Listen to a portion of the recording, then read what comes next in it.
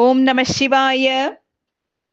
அஞ்ஞானமுடைய அரசன் கள்வன் அல்லாதவனை கள்வனாக கருதியும் கள்வனை கள்வன் அல்ல என்று கருதியும் விசாரணை குறைவால் திருடனை விடுவித்து திருடன் அல்லாதவனை தண்டித்து அபராதியானால் அவ்வரசன் பெருநரகை அடைவான்.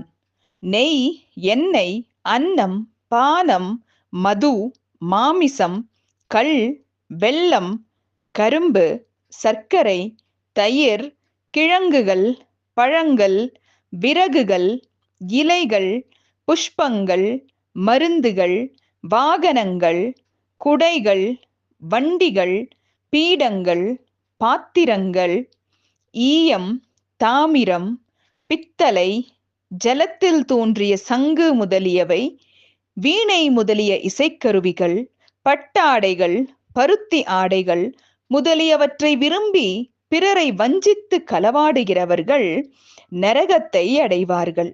அது எவ்வாறு இருப்பினும் இருக்கட்டும், பிறர் பொருளை கடுகளவேனும் அபகரித்தவன் சந்தேகமின்றி நரகம் அடைவான் என்பது சத்தியம். இவை போன்ற பாவங்களும் மகா பாதகத்திற்கு சமானமான பாதகங்களும் உபபாதகங்களும் உபபாதகத்துக்கு சமானமான பாதகங்களும் அவற்றை செய்தவன் உயிர் நீங்கிய பின் யாதனா சரீரம் அடைந்து யமலோகத்தை அடைந்து பெரும் துக்கத்தை அனுபவிப்பான். அதர்மத்திலேயே மனமுடைய தேவர், மானுடர், பசு, பக்ஷியாதிகளுக்கு யமதர்மனே விசாரணை கர்த்தாவாக இருந்து பலவிதமான தண்டனைகளை கட்டளை இடுவான்.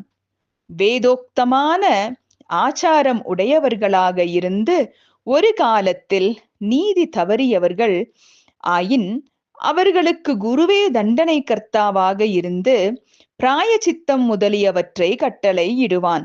அவ்வாறில்லாமல் மனப்பூர்வமாக செய்திருப்பார்களானால் யமனே தண்டனை கர்த்தாவாக இருப்பான்.